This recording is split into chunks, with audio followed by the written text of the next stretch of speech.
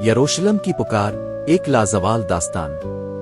یہ کہانی صرف زمین کی نہیں، بلکہ یہ اس مٹی کی کہانی ہے جس میں انبیاء کرام علیہ السلام کے قدموں کے نشان ہیں، جس کے ذروں میں ابراہیم علیہ السلام کی دعا ہے، یعقوب علیہ السلام کی آنکھوں کے آنسو ہیں، اور موسیٰ علیہ السلام کی فریادیں ہیں۔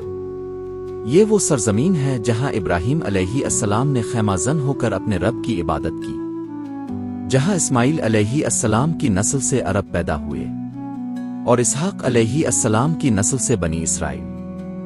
جب یوسف علیہ السلام مصر پہنچے اور موسیٰ علیہ السلام نے دریا چیر کر اپنی قوم کو غلامی سے نکالا، مگر جب وعدے توڑے گئے تو یروشلم برباد ہوا، ہیکل سلیمانی راکھ بن گیا، اور قوم جلا وطن ہو گئی۔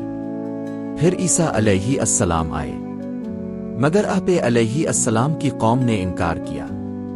پھر محمد صلی اللہ علیہ وسلم کی صورت میں مکہ کی گلیوں سے صدا آئی، جو اسماعیل علیہ السلام کی نسل سے تھے، اور جب اب صلی اللہ علیہ وسلم معراج پر گئے تو بیت المقدس پہلا مقام تھا جہاں تمام انبیاء نے اب صلی اللہ علیہ وسلم کے پیچھے نماز ادا کی۔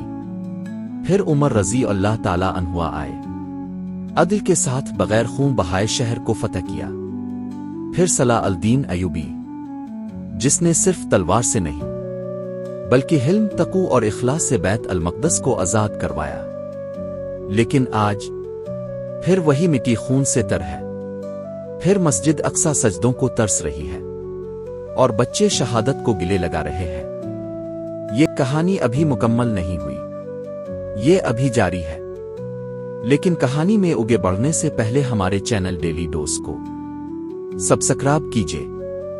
جب تک رب کی زمین پر رب کا نظام قائم نہیں ہو جاتا، فلسطین کا قصہ سنایا جاتا رہے گا، نسل در نسل اور دل سے دل تک۔ Thanks for watching this video.